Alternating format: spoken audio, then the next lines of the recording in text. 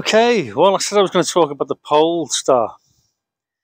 Now, people have known about the pole star for many, many years, and you can Google it. It's not a Swedish car company, okay?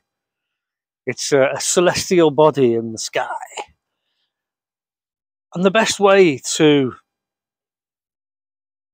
find it is to lay on your back away from light pollution at night. Obviously, I'm not going to try and film it because I'm using a phone, so it's not really going to be very good. I'm sure there are other people on the internet who can film it better than me. But people for generations have laid on their back and looked up at the sky at night. And if you do that, you'll notice that all the stars seem to be turning in a big circle. And right in the center of the circle, there's one star that doesn't turn. It's there. And it's something like 90 degrees to the North Pole. It's just slightly less than that. It's about 89 point something degrees. So it pretty much stays exactly in the same place the whole time. And this is the pole star. Now, ancient mariners used to clock that. And they thought, right, gotcha. And if they were going to cross the sea, all right, they had a magnetic compass. But as I told you earlier, magnetic compasses have got suffer from magnetic variation depending on where you are on the planet. So it was always good to look up at the pole star. And what these navigators would do with sailing these ships is they'd get like a playing card, okay, and they'd go forwards and backwards like this until they got the bottom of the playing card on the horizon and the top of the playing card on the pole star, okay?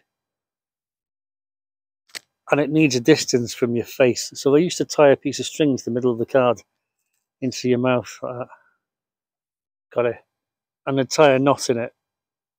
So if you wanted to maintain that latitude all the way across the ocean, so you could be off to the left or off to the right a bit, come night time, you get your card out, put your knot in your teeth, hold it up, and you get the bottom lined up with the horizon. And if you can see the pole star above the card, you were out a bit, weren't you? You're going a bit too far north, so you need to go south a bit, and vice versa if you can't see it. And so this enabled mariners to hold a line of latitude right the way across an entire ocean. It's starting to rain now. So if you wanted to build anything and you wanted to orientate it to true north, you'd have to go off the pole star. All the various other constellations, people draw patterns in the stars to denote different constellations, so you know what you're talking about. And there's one constellation called the Plough, which is probably the most famous, like a panhandle.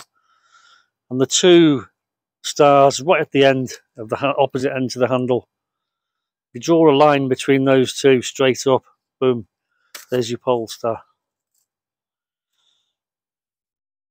Very important for navigation, but they couldn't decide where they were longitudinally, but latitude, yeah. Ancient sailors way back in Roman times, or maybe before that, cracked latitude, no problem at all, but not longitude.